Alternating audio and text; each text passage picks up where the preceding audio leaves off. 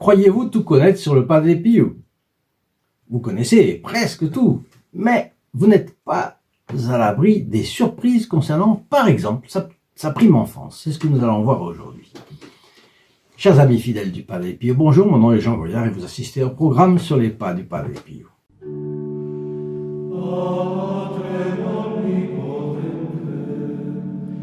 Voilà 3 livres dont je me suis inspiré pour cette vidéo d'aujourd'hui. Padre Pio le stigmatisé d'Yves Chiron, Padre Pio l'histoire définitive de Bernard Ruffin et la prime enfance du Padre Pio de Gherardo Leone. Alors voilà, il y a 133 ans, Pietrelcina, où est né le Padre Pio, comptait environ 4000 habitants. Donc c'est une bourgade. Pietrelcina, pour ceux qui sont curieux de l'étymologie, signifie petite pierre. Et la partie la plus ancienne de la ville a été effectivement bâtie au Moyen-Âge, autour de la petite église elle-même située sur un affleurement rocheux. Et aujourd'hui encore, l'église dédiée à Sainte-Anne domine les vallées voisines. Juste en dessous se trouve le quartier de Castello, construit sur la roche, et il abrite les plus anciennes maisons de Pietrelcina. Les maisons et les rochers se fondent dans un même gris intemporel. Nous y ressentons de façon vivante la substance dont est faite Pietrelcina, a magnifiquement écrit Gherardo Leone, dont je vous parlais il y a une minute. L'un des plus anciens bâtiments du quartier est justement la maison de la famille Forgioli, dans la petite rue de Vico Storto Val. Storto, je crois que ça veut dire tordu. Donc vous voyez, ruelle tordue de Val. Les futurs parents du Padre Pio étaient issus de familles établies depuis longtemps à Pietrelcina. Le mariage entre le Grazio Forgione et Giuseppa D'Annunzio s'est fait en 1881. Ce n'est pas la richesse qui a uni le ménage, mais l'estime dans laquelle les deux se tenaient l'un l'autre. Et cela fait penser à la crise de la famille dans la société contemporaine, et qui est bien triste. Combien d'enfants ne grandissent pas dans un foyer chrétien? Et ceux qui sont élevés dans un foyer chrétien, reçoivent-ils les principes moraux chrétiens? Il y a tant de divorces aujourd'hui, et aussi tant de foyers qui limitent les naissances. Enfin, Grazio est décrit comme rustre, mais cordial et travailleur. Et Giuseppa croyait profondément en Dieu, elle était pieuse et elle avait les yeux doux. Et ça, c'est un trait très important dans notre cas, parce que le Padre Pio, on va voir, a hérité de cela. Le principal chez une mère de famille, à mon avis, c'est bien la piété. La piété qui fait tout dépendre de la Sainte Vierge, de son aide, de sa grâce. Et puis la bonté qui transparaissait dans le regard de la mère du Padre Pio, parce qu'elle était là dans son cœur, et qu'elle était devenue comme une seconde nature. Et c'est pour cela que ses yeux transparaissaient, laissaient transparaître la bonté. C'est le contraire, autrement dit, d'un visage dur. La dureté, l'amertume, l'aigreur ne sont pas catholiques.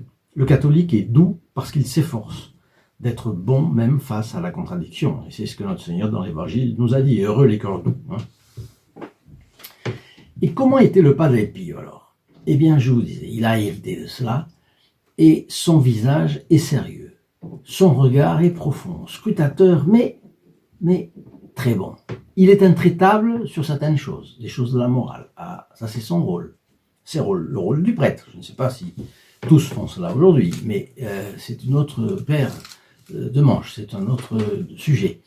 En tout cas, on le voit dans sa tâche difficile de confesseur. Il a refusé l'absolution bien des fois.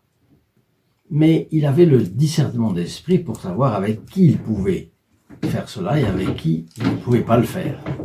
Il n'a jamais perdu quelqu'un à cause de cela. Mais à côté de cette rigueur, eh bien, il y avait la miséricorde qu'il exerçait au nom de Dieu. Il avait la bonté chez lui, elle était devenue une seconde nature. Je crois que personne ne peut le nier, surtout quand on voit son visage. Vous le voyez là, profond, sérieux, sans aucun doute, mais avec un fond de bonté absolument incroyable. On sent que cet homme est bon. Même s'il est un peu rude, le campagnard rude comme il était, eh bien, il était très bon. Il n'a pas hésité à aller chercher les gens au prix de gros sacrifices. Donc la photo, cette photographie, vous pouvez la procurer pour ceux qui ne l'ont pas. Bien sûr, ceux qui l'ont se dispenseront d'occuper le téléphone. Mais vous pouvez l'avoir gratuitement, simplement avec un petit coup de fil au 08 05 36 08 47 de 8h30 à 12h30 et de 13h à 19h. Sauf le samedi où c'est entre 9h et midi. Vous avez seulement le prix d'un appel local pour la France et les dom-toms. Pour les autres, il faudra nous écrire un petit mot. Mais voyez, c'est un regard tellement chaleureux, tellement doux, que cela vaut la peine de passer sa journée à côté. Et c'est la raison pour laquelle nous voulons l'introniser dans tant de foyers. Donc, 6 ans après leur mariage, le 25 mai 1887, ils se sont mariés en 81, donc vous voyez 6 ans après, en 87, au numéro 27 de la petite rue Vico Stortoval, le 4e enfant naissait dans la maison Forgione à 5h de l'après-midi. Ils ont eu 5 enfants, dont un est mort en bas âge. Voyez, un regard sur la famille nombreuse. Elle est belle en soi. Pour commencer, elle a les bénédictions qui viennent du ciel, du fait de vivre habituellement en état de grâce. La pratique complète des 10 commandements de Dieu sans en exclure aucun. Un exclu, ça suffit pour avoir le péché mortel. Et la conséquence est une disposition de chacun au sacrifice dont toute la famille se trouve bien. La famille héroïque, c'est évidemment la famille nombreuse. Parce qu'on sait que chaque enfant, c'est un train de joie, mais c'est aussi un train de sacrifice, évidemment. Et le principal sacrifice n'est pas le sacrifice financier, c'est la préoccupation, c'est pour que les choses soient du mieux possible. Tout ça, c'est une préoccupation, parfois des contradictions, vous le savez tous. Bien. On peut dire que il y a le sacrifice au service des autres, et vous savez que l'égoïsme, c'est la plaie qui suit l'homme toute sa vie. Moins l'enfant est égoïste, plus il aura propension à être un bon catholique, un bon fils, un bon mari, un bon père de famille, quelqu'un qui ne reculera pas devant les sacrifices faits pour l'âme des siens. Et c'est toujours le dilemme, penser à Dieu plus qu'à soi, et penser aux autres autant qu'à soi pour l'amour de Dieu. Il y a tant de personnes qui souffrent aujourd'hui parce qu'ils sont seuls. Et la pire des solitudes, c'est d'être sans Dieu. Être seul, mais en amitié avec Dieu, même si on a des problèmes, si on a des difficultés, etc., ce n'est pas comme être ce n'est pas comme être sans Dieu, même entouré. Parce qu'à un moment donné ou à un autre, on n'est plus entouré. On se retrouve seul. Et là, la solitude pèse plus que tout. Vous en voulez la preuve? Savez-vous quel est le jour de l'année où il y a le plus de suicides? C'est le passage du 24 au 25 décembre.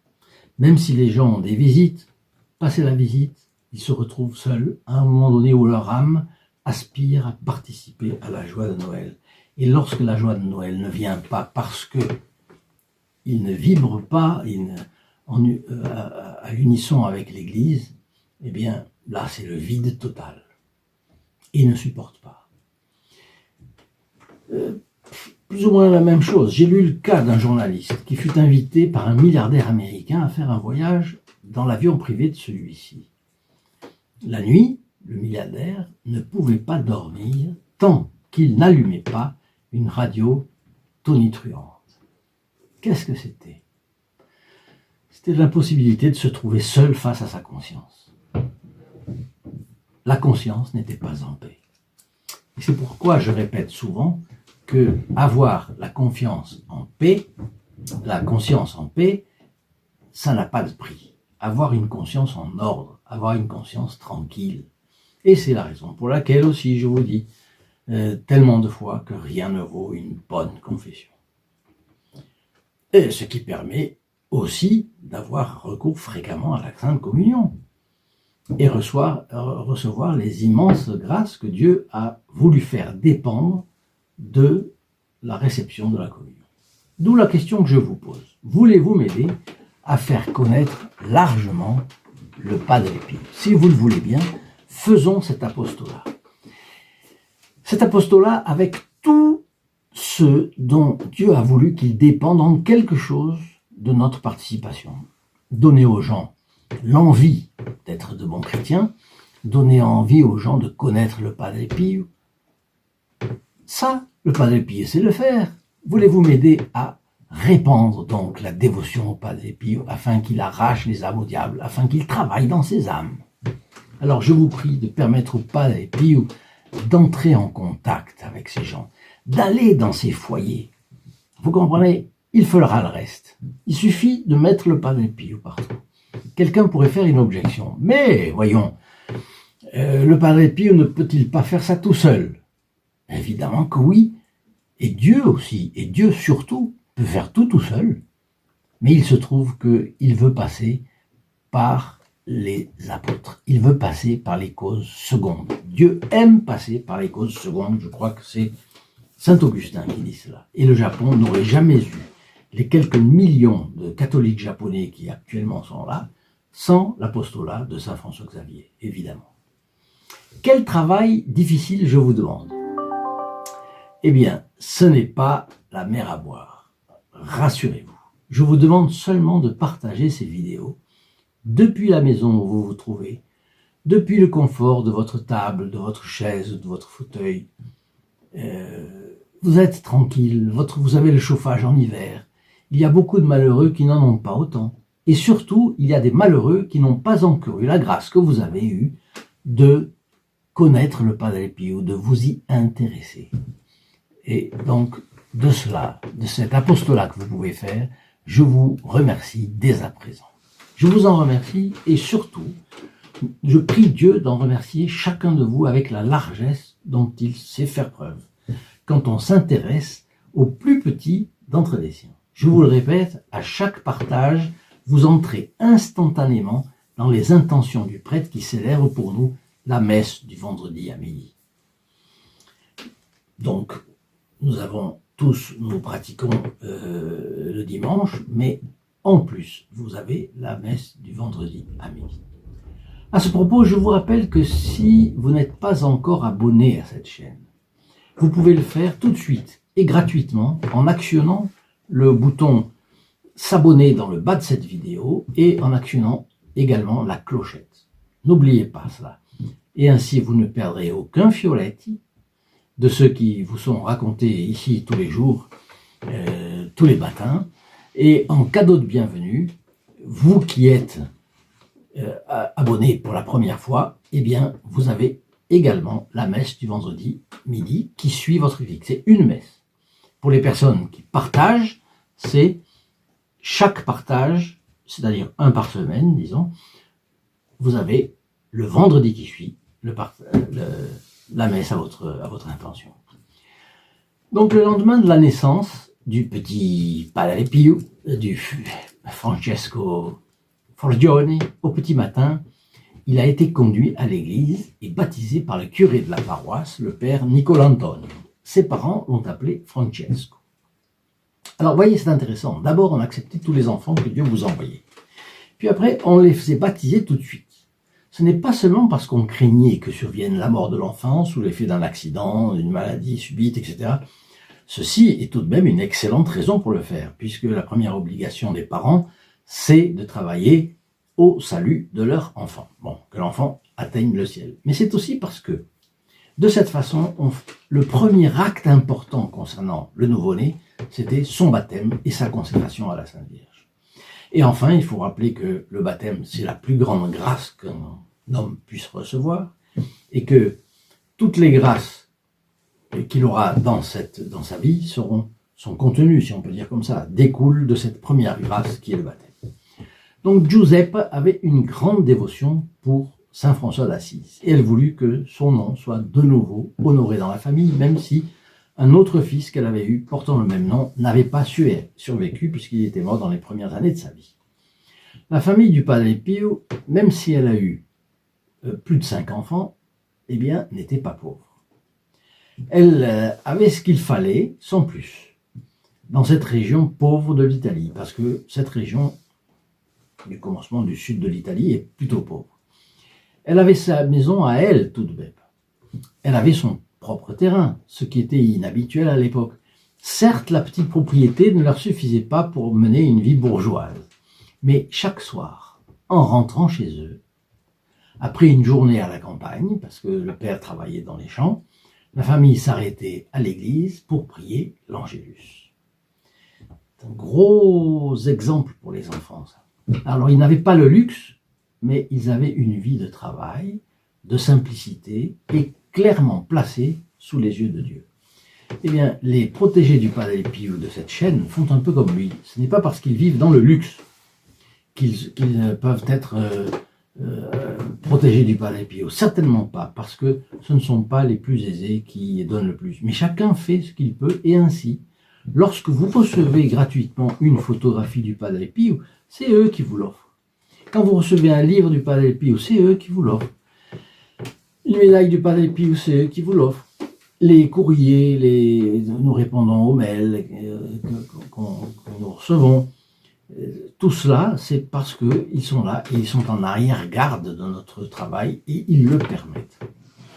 Alors, si vous en avez l'inspiration, allez voir un petit peu ce qu'ils font et quels sont les bénéfices qu'ils ont. Il suffit que vous vous rendiez sur le lien affiché dans la description de cette vidéo, ici dedans, dans la description en bas, le lien st-padre-pio.fr et vous verrez la page qui leur est spécialement dédiée.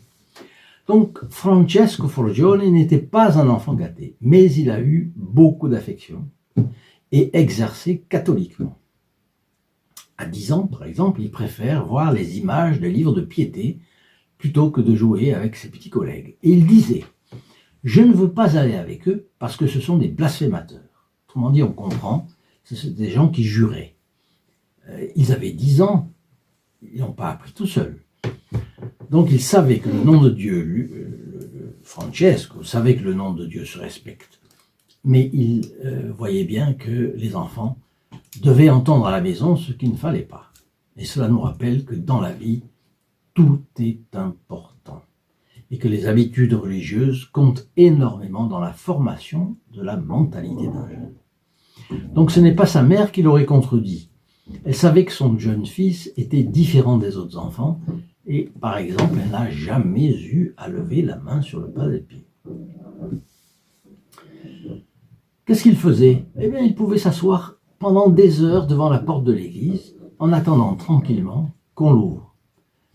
Alors, il aimait aller visiter Jésus dans l'église, aller visiter donc le Saint-Sacrement, visiter la Madone, la Sainte Vierge. Et comme il disait, tous les jours, matin et soir. La Madone pour les Italiens, bien sûr, c'est la Madone. Donc c'est un enfant recueilli et contemplatif.